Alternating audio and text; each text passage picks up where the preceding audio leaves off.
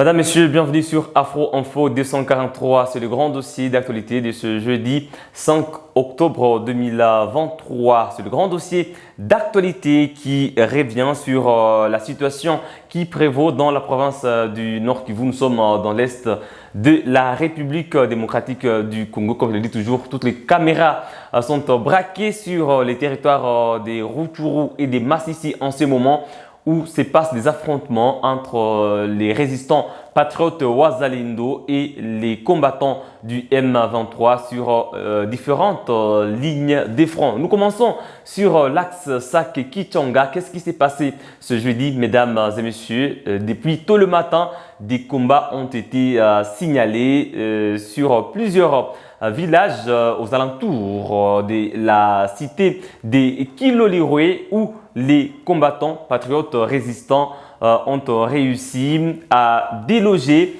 les combattants du M23. Au moins 3 autres villages depuis hier sont passés sous le contrôle des combattants d'autodéfense, dit les Wazalendo. La cité de Kichanga, mesdames et messieurs, est bel et bien sous contrôle des militaires burundais de la force régionale de l'EAC.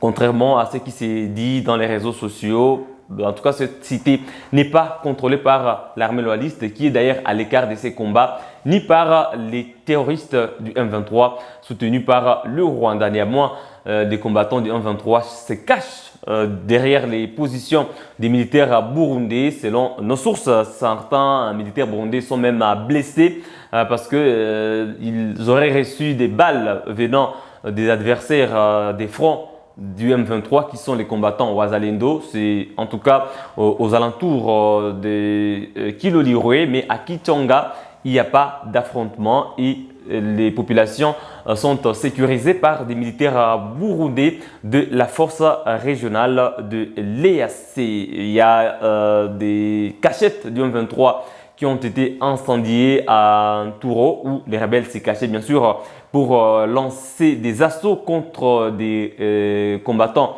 résistants Wazalendo, et cela a permis à ces derniers d'avancer encore, de récupérer d'autres villages. Mais en ce moment, sur cet axe-là, il y a un peu d'accalmie, mais ça chauffe toujours.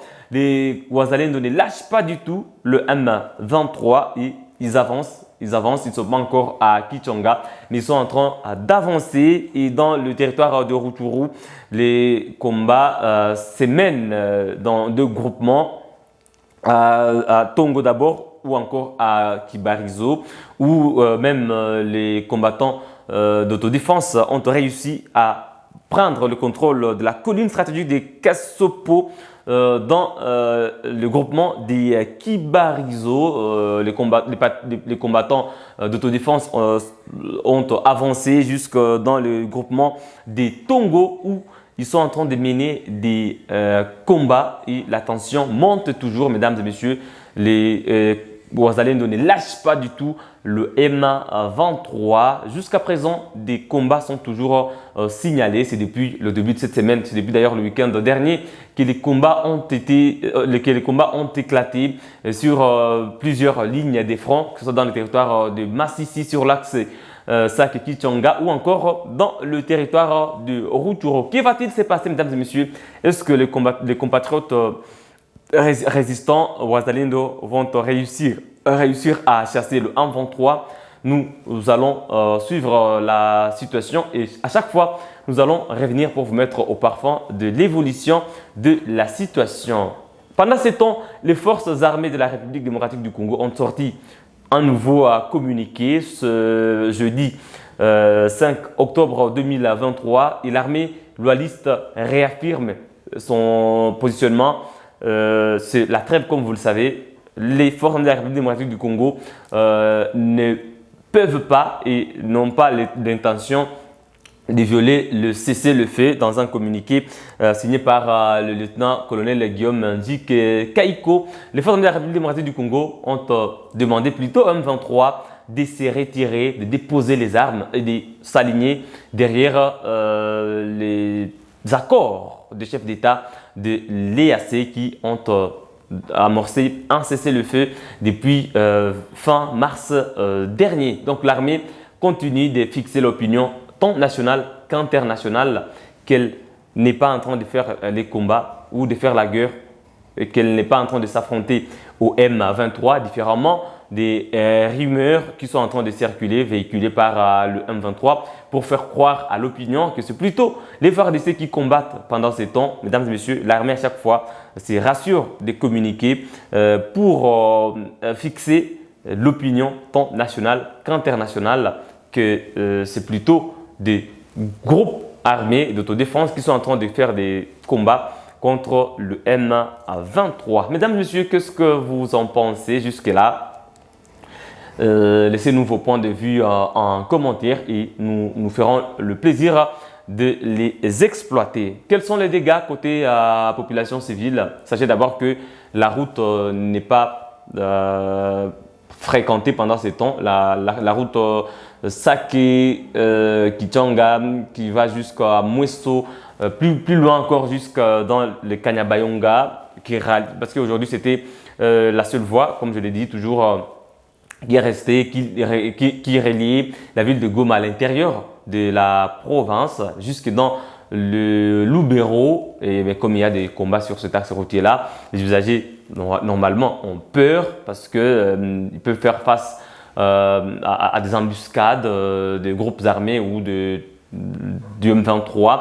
Voilà pourquoi il y a beaucoup de peur maintenant là. Deuxièmement, il y a des déplacements des populations qui vont vers les zones où elles estiment être sécurisées, parce que quand il y a des affrontements dans plusieurs villages, quand il y a ces assauts-là, des attaques-là, des Wazalendo contre le M23, les populations doivent être normalement victimes parce que ce sont des échanges de tirs, mesdames et messieurs. Et voilà, les populations sont en train d'évacuer et laissent les champs des batailles pour que qu'elles ne soient pas victimes des dégâts collatéraux. Et voilà donc, mesdames et messieurs, la situation de ce jeudi 5 octobre 2023. Les affrontements se poursuivent.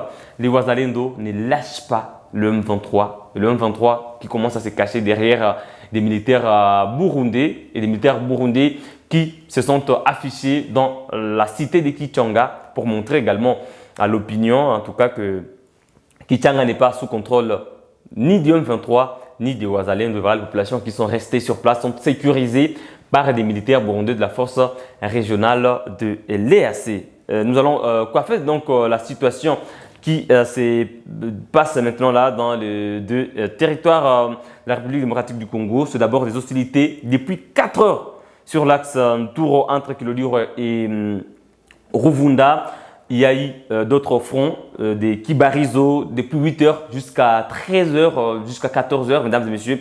À Kibarizo, c'est dans le territoire de Rutshuru. Il y a la présence de groupes d'autodéfense sur la colline Touro, après avoir incendié des cachettes du M23, mais également sur la colline des Kassopo dans le territoire de Rutshuru. Les mouvements des populations qui sont en train de chercher des zones où elles estiment qu'elles seront sécurisées. C'est ça donc les résumés de la situation. La présence des Wazalendo sur ces collines-là, les deux collines Touro, où ils ont incendié des cachettes du M23, et la colline des Kassopo. Ces mouvements-là, des déplacements des populations, mais aussi la fuite des rebelles du M23 qui sont en train de se cacher derrière des militaires burundais. D'ailleurs, certains militaires burundais de la force de l'EAC seraient même blessés parce que dans la profondeur, dans leur fuite, les rebelles du M23 sont en train de se cacher derrière les positions de la force de l'EAC pour dissimuler la vigilance des Wazalendo. Et maintenant là, c'est un autre front qui s'est ouvert dans le territoire de Rutshuru. Voilà la situation. Et nous terminons par la communication des forces armées de la République démocratique du Congo qui nie toujours toute implication dans ces affrontements qui ont commencé depuis le week-end dernier. Et les FARDC ont communiqué aujourd'hui le 5, les FARDC ont communiqué hier le 4 et avant-hier le 3. Les FARDC sont toujours en train de fixer l'opinion parce que si l'armée ne communique pas, je ne vois pas qui d'autre va communiquer à sa place, alors que le M23 est en train d'utiliser toutes ces cellules de communication dans les réseaux sociaux, des pages manipulées pour prouver noir sur blanc l'implication du M23. Pourtant, c'est faux. Voilà pourquoi l'armée est en train de communiquer pour nous fixer, mesdames et messieurs, afin que nous puissions aussi vous rapporter la bonne information. Vous voyez même des images qui circulent dans les réseaux sociaux. Ce sont des résistants Wazalendo qui combattent contre le M23 et les FARDC restent toujours à l'écart dans le strict respect du cessez-le-feu tel que conclu par le chef d'État de l'EAC selon les accords de Nairobi et la feuille de route de Luanda. Voilà pour ce qui est de ce jeudi 5 octobre 2023, mesdames et messieurs. Les combats sont toujours en cours et nous allons toujours vous mettre à chaque fois au parfum de l'évolution de la situation sécuritaire dans la province du Nord Kivu. Mesdames et messieurs, ne quittez pas la vidéo sans nous laisser un j'aime. Cela va nous encourager. Laissez-nous vos points de vue en commentaire. Et si vous n'êtes pas encore abonné à Afro Info 243, faites-le dès maintenant. Il suffit de cliquer sur s'abonner, activer la cloche des notifications et cliquer sur toutes. Vous serez la première personne à recevoir toutes les notifications des informations publiées en temps réel sur Afro Info 243. Nous reviendrons avec d'autres précisions et l'évolution de la situation dans la province du Nord Kivu. Mesdames et messieurs, c'est par là que nous mettons un terme à ces grands dossiers d'actualité. On se fixe un nouveau rendez-vous d'actualité. Portez-vous bien.